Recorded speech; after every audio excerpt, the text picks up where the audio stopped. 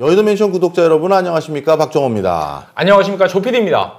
조PD, 우리 지난 시간부터 이번 전쟁의 진짜 이유를 좀 찾아보기 위해서 그리고 러시아와 북한이 또 왜 이렇게 결탁됐고 중국은 이제 다시 또 이들과 이제 척을 지는 건지 뭐 이런 것까지 얘기를 하려고 해. 그렇죠.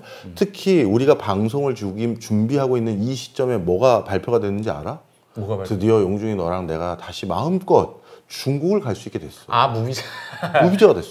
예, 맞아요. 아니 그럼 갑자기 왜 중국이 우리에게 무비자를 열어줬을까? 그러게요. 그것도 상호가 아니잖아요. 상호가 아니야. 예. 갑자기 중국이 상호 그렇게 중요시 여기고 한국에 먼저 양보 안 하면 안 한다 이런 주의자들인데 갑자기 우리가 크게 부탁도 솔직히 기대조차 이제 안 하고 있는. 아니, 그리고 솔직히 그렇게 원하지 않는데. 이제 갈 사람도 별로 없고. 네. 그런데 무비자로 바꿔줬어. 네. 이거는 북한 보라는 거고 러시아 보라는 거야. 자, 그렇다면 이 세 국가의 근원적인 이 독특한 관계 그걸 지금 하나씩 설명하기 위해서 지난번에 이어서 지금 오늘도 하고 있는 거야. 그렇죠. 자, 그래서 우크라이나 전쟁 이게 일어나기 직접적인 원인이 됐던 2004년도에 우크라이나의 오렌지 혁명. 그렇죠. 그 얘기를 좀 하려고 하는 거야. 2004년도에 어떤 일이 있었느냐. 친서방 성향의 빅토르 유센코라는 사람하고 또 친러시아계의 빅토르 야누코비치라는 사람이 있는데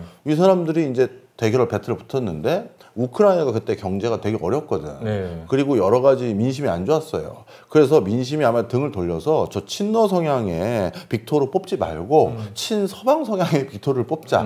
이렇게 국민들이 결정을 했는데 선거 결과 딱 발표 났는데 또 친러성의 대통령 후보가 당선이 됐다는 거야. 아, 야누코비치가. 그래서 이건 분명 부정선거다. 이게 어떻게 우리 인정할 수 없다 해서 우크라이나 수도인 키예프로 다 달려갔어. 달려갈 때 이번엔 어떻게 했느냐. 키예프 앞에 50만 명이 모여가지고 시위를 하는데 근데 결국은 어떻게 됐느냐. 대법원까지 갔어. 그 부정선거 관련해서 심판이. 대법원 판결이 뭐였냐면 부정선거에서 너 떨어지고 얘가 당선된 거야 이렇게 안 하고 선거 무효. 무효. 다시 재선거. 그래서 다시 해라라고 했는데 재투표를 실시했는데 결국 누가 승리했느냐? 친서방 계열의 유센코가 승리를 한 거야. 우크라이나도 오렌지 혁명 끝나자마자 바로 어디 가입을 시도했다? EU 가입. 이거는 우연이 아니에요. 시도한 거야. 그래서 우크라이나도 어떻게 돼 있느냐? 지금 현재 EU 가입 후보국까지만 올라가 있어. 아직 안 끝났어. 2005년도에 키르기스탄에서 튤립 혁명이 생긴 거야. 그래서 이 튤립 혁명으로 두 차례 선거 의혹에 대해서 규명해라라고 얘기를 했고 결국 이때도 시위대의 성공이 이루어져서 당시 이 아카예프 대통령이 퇴진을 하게 돼. 그래서 이 시위대가 대통령궁 점거하고 국영방송국과 교도소 장악한 다음에 아카예프 대통령을 퇴진시켰고 아카예프 대통령은 러시아로 도망을 갔는데 자 여기까지 딱 되니까 이제 러시아 입장에서는 뭐 더 이상은 이제 수세적인 형태로 이걸 대응해서는 안 되겠다 생각하는 거야. 이제는 그동안 무슨 일 일어나면 막아보려고 하고 했는데 그게 아니라 우리가 좀 더 적극성을 띄워야겠다. 공세적으로. 그렇지. 그럼 여기서 이제 중요한 걸 알려줄게. 내가 지난 시간부터 이번 시간까지 계속 뭐라고 얘기를 했냐면 전 세계를 해석하고 설명하는데 국가 단위도 중요하지만 동맹, 연맹 이런 게 중요하다 했잖아. 연합체. 그런데 그때 뭐라고 했냐면 경제적인 연합체가 있고 군사적인 연합체가 있는데 둘 중에 어느 게 결속되기가 더 어렵다? 경제. 그렇지. 지금 보니까 키르기스탄 같은 경우는 EU 가입을 아예 추진도 못했고 나머지 국가는 진작 추진했는데 벌써 15년이 넘어갔는데 정식 가입국까지 못 갔잖아. 경제 동맹국의 일원이 되는 건 왜 어려울 것 같아? 서로의 이익이 서로 다르니까 그러는 거 아니에요? 정답입니다. 이익이 달라. 예를 들어서 우크라이나가 저 이제 서방 세계로 넘어오기로 제가 작심하고 시위하고 이제 왔잖아요. 저 받아주세요 했어. 그런데 우크라이나 딱 받아주려고 했더니 EU는 EU뿐만 아니라 모든 국제적인 동맹체는 마찬가지야. 만장일치 동의가 있어야 신규 회원을 받아줘. 맞아요. 그런데 저기 우크라이나가 우리랑 함께하고 싶대요. 그랬더니 잠시만요. 저 농업 강국이 어떻게 들어옵니까? 제가 농산물 팔아야 되는데 우리 EU 국가 안에 우리 그럼 농민들 어떻게 합니까? 저희 나라 반대입니다. 비토 오기 시작하는 국가. 그리고 잠시만요. 우크라이나가 이렇게 들어온다면 그러면 우크라이나가 가지고 있는 자원과 우리 자원이 또 경합을 벌려야 되는데 우리 안 됩니다. 소리가 다 다른 거야. 아, 우크라이나에서 사람들 넘어오기 시작하면 우리 노동력이 강점인데 우리는 그렇지. 그것도 있고. 그러니 우크라이나는 그러지 마시고 그럼 우리한테 이거 팔 수 있는 거 아니냐. 그럼 우리가 이걸 사겠다. 딜을 들어가겠지. 그럼 어떻게 된다? 어떤 나라 안에서 다시 우크라이나를 받아줄지 안 할지가 찬반이 갈리는 거야. 우리 우루과이 라운드 때 농민들하고 기업체들 입장이 다른 것처럼 네, 바로 이렇게 경제 부분에 어떤데 우리가 멤버로 들어간다는 건 한 국가 안에서도 소요가 일어날 수 있는 일이 생겨버려. 맞습니다. 그러다 보니까 어떤 곳에 경제 동맹으로 들어간다는 건 도대체 어디까지 우리가 거래할 거냐. 관세 룰 정해야 되고 세금 룰 정해야 되고 통관 룰 정해야 되고 기술과 제품의 표준도 만들어야 돼. 그렇죠. 품목도 정해야 되고. 이런 것들을 모두 다 하려다 보니까 그것도 EU도 기존 정식 회원국들도 많고 교통정리가 안 되는 거야. 그래서 가입을 반대하는 사람이 너무 많아서 가입이 안 됐어. 이 방금 말하고 지난번에 말했던 이 모든 국가들이. 그런데 군사동맹 한번 얘기해보자. 나토 가입하는 거. 이거는 덩어리가 더 커지면 무조건 좋은 거잖아요.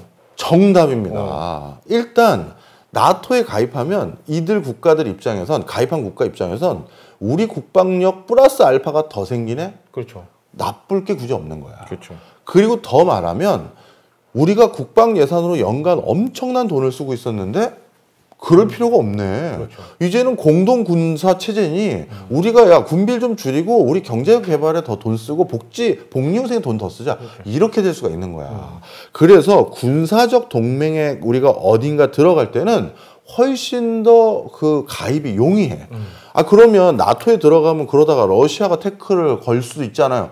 그럼 나토가 같이 덤비는데 러시아가 그렇죠. 쉽게 들어오질 못하니까 그렇죠. 무조건 어느 쪽이든 군사 동맹을 들어가면 그러면 상대 쪽의 진영이 함부로 못 넘어오기 때문에 이거는 마이너스보다 플러스가 더 많아지는 경우가 훨씬 더 많습니다.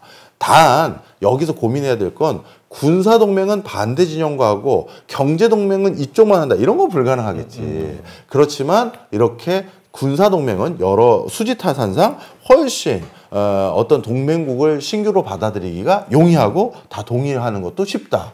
자, 그래서 실제 그러냐? EU 정회원 국가와 나토 정회원 국가를 세 번만 할 수 있잖아요. 네, 그렇죠. EU 정회원 국가는 지금까지 27개국이고요. 나토 정회원 국가는 32개국이에요. 훨씬 쉬워. 그리고 이 나토 정회원 국가는 조금씩 옛날에 동유럽 국가들이 다 가입을 했거든. 그렇죠. 그러다 보니까 나토 정회원 국가가 훨씬 더 많은 거야. 이제 이해가 됐지? 네. 자, 그러면 이런 상황에서 우리가 쉽게 알 수가 있는데 아까 우리가 쭉 언급했던 국가들 중에서 조지아하고 우크라이나 이 두 국가는 아주 적극성이 더 심했어. EU 가입만 원했던 게 아니라 나토까지. 나토 가입도 희망했던 거야. 그랬더니 러시아 입장에서는 우크라이나는 형제 국가였는데 그렇죠. 충격이 큰 거고 그다음에 조지아는 카프카스 지역에서의 가장 중요한 전략적 요충지인데 그리고 중동으로 넘어가는 루트 중에 중요한 곳인데 거기가 나토를 가입한다? 그럼 우린 중동 국가로 가는 길목의 중요한 루트도 단절돼 버리고 뭐냐? 이런 상황이 돼버린 거죠. 그렇죠. 그러다 보니까 이때부터 러시아는 본격적으로 우리는 이제 안 되겠다. 이렇게 수수방관하고 있을 게 아니라 다시 조금씩 우리 땅을 되찾아와야겠다라고 판단을 한 거야. 여기까지 이해돼? 네. 그러면 러시아가 이렇게 붕괴를 한 아주 구체적인 숫자 하나만 확인을 하고 네. 그다음 넘어가자고. 네. 1999년부터 시작된 나토 확장세가 있었어. 네. 1999년도에 나토로 넘어온 곳이 폴란드, 헝가리, 체코야. 옛날에 어디에 더 가까웠는데? 옛날에 소련 위성 국가였죠. 네. 그다음에 2004년도 루마니아, 슬로베니아, 발트 3국, 볼리비아, 슬로바키아야. 야, 그거 다 그냥 소련이었잖아요. 거의. 더 정확히 말하면 바르샤바 조약 기구에 들어갔던 국가들이 태반이야. 네, 다 그 멤버였죠. 그렇지. 네. 2009년에 알바니아, 크로아티아. 2017년에 몬테네그로. 그러니 바르샤바 조약 기구 없앴더니 다 나토가 쉽게 해서 동진을 했고 그렇죠. 그래서 러시아에서 가장 극단적인 목소리를 내시는 분들 중에는 어떤 사람도 있냐면 이럴 줄 알았으면 왜 구소련을 해체했냐. 차라리 14개 위성 국가들을 느슨한 형태로 연방 국가라든가 아니면 아예 초기부터 EU처럼 우리는 별도 국가인데 경제적으로 군사적으로 별도 국가지만 협의를 통해서 계속 같이 나아가겠습니다라고 했으면 이렇게 적으로 삥 둘러싸이는 일까지 안 생기지 않냐. 이런 주장까지 나오게 된 거야. 그래서 이번 우크라이나 전쟁이 이렇게 길어지고 러시아에서도 청년들이 거의 뭐 납포되다시피 징병에 끌려가고 그리고 나름대로 경제적으로도 한동안은 지금은 다시 좋아졌지만 데미지도 많고 여러 가지 문제가 많았음에도 불구하고 러시아에서 푸틴에 대한 지지도 물론 그것도 100% 믿을 수 있는 건 아니지만 그럼에도 불구하고 다른 동유럽 국가들 보셨잖아요. 제가 설명드렸잖아요. 끄집어 내리려면 끄집어 내릴 수 있는 어떤 앵거 지수 그리고 그런 조직력과 항거할 수 있는 그 에너지가 있는 사람들이에요. 그러다 보니까 충분히 할 수 있는데 푸틴을 놔두면서 심지어 잘하네 하고 있었던 적도 많았던 게 그렇죠. 오히려 그 빌미를 미국이 제공해줬다 우리에게 이렇게 생각하는 게 러시아 입장 내부에 상당히 많이 있어요. 그러면 이제 푸틴도 국민들의 열망을 등에 업었어. 뭐라도 해달라. 그렇죠. 알겠어. 그래서 간간히 전쟁하는 거 말고 그 뒤에 푸틴이 더 힘을 많이 쏟고 있는 게 있어. 뭐냐 하면 바로 내가 지난 시간에 얘기했던 미승인 국가들로 놓여져 있는 이걸 국가라고 해야 될지 지역이라고 해야 될지 모르겠는데 하여튼 미승인 상태에 놓여져 있는 아직 국제사회에서 국가로 인정 안 했으니까 지역이라고 할게. 이 지역들을 자기가 지원하고 부추기면서 예전 동유럽 국가들 중에서 친서방 정권이 들었으면 분탕질하고 친러 정권이 들었으면 경제적으로 좀 더 조화롭고 잘 살 수 있도록 그때는 오히려 도와주고 이걸 계속하고 있어요. 그 대표적인 미승인 국가 상태에 놓여져 있는 지역들 중에서 러시아가 핸들링하면서 자꾸 분탕질하는 지역들 조지아 지역에는 아파지아하고 남오세티아랑 아제르바이잔 지역에 나고르노카라바흐라는 데가 있어. 이 나고르노카라바흐라는 지역도 똑같이 미승인단 상태지만 국가를 체제를 갖춰놓은 곳이야. 여기도 마찬가지고 몰도바에 여기는 아주 유명해. 어디냐면 트란스니스트리아라고 여기도 기다랗게 조그맣게 돼 있어. 여기도 우리는 독립국가다라고 하면서 일정 체계를 지금 갖췄어. 그래서 여기는 러시아의 여러 가지 지원과 원조 속에서 지금 국가의 틀을 유지 관리하고 있는 곳들이다. 이렇게 보면 돼.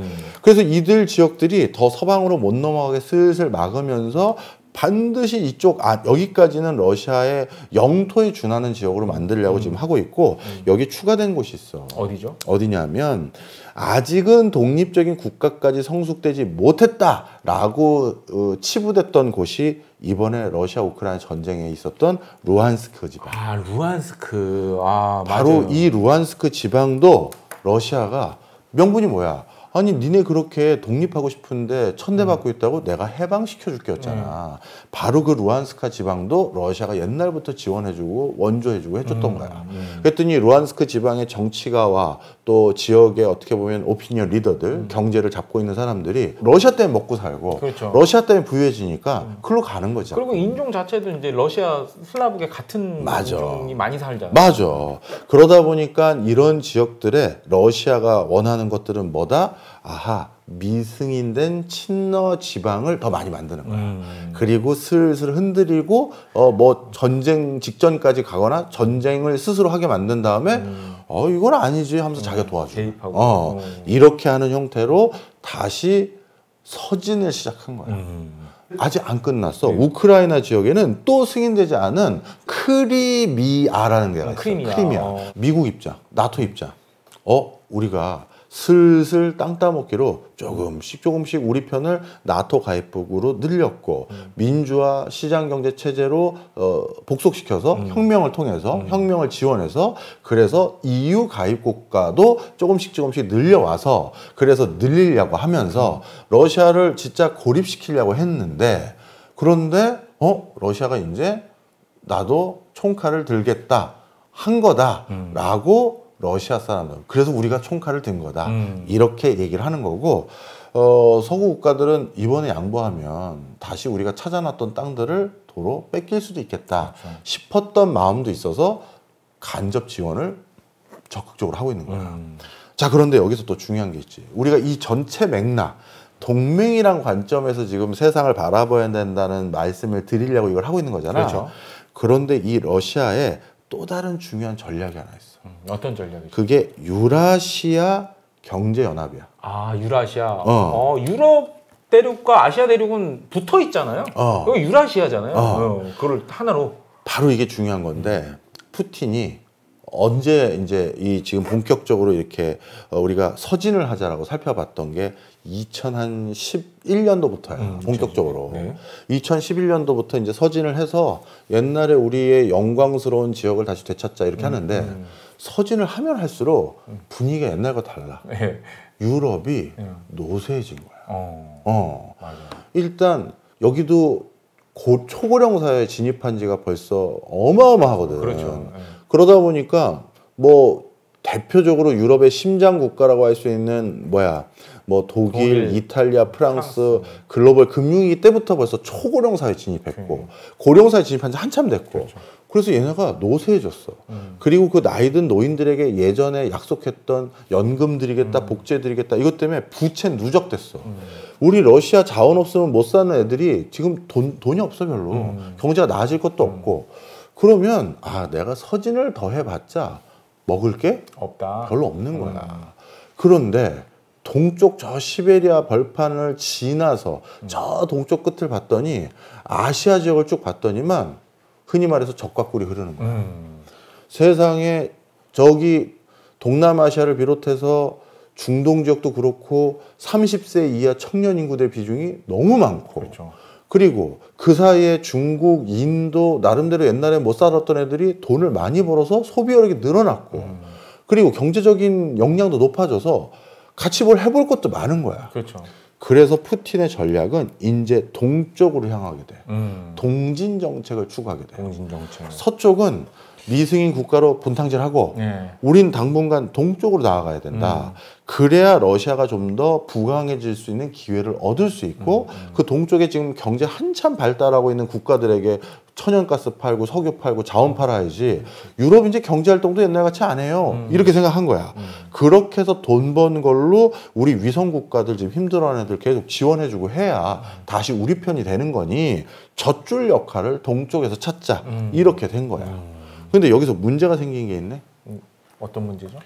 우리 이 중국이 중앙아시아나 중동이나 이쪽 지역 또는 동남아시아 지역과 함께 추진했던 대규모 사업이 몰라. 1대1로? 1대1로 사업이지. 그거랑 겹치는구나. 겹치는 거야.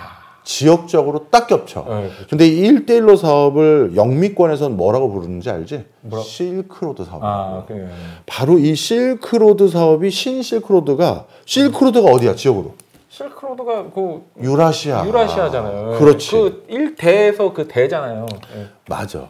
그래서 중국과 러시아가 요즘 초긴장 상태로 막 올라오고 있었던 게 1대1로 달리 말하면 실크로드 지역을 내가 중국이 좀 가져갈게 하고 있었는데 러시아 입장에선 야, 나 이제 유럽에서 더 먹을 게 없어. 쟤네 초고령 사회야.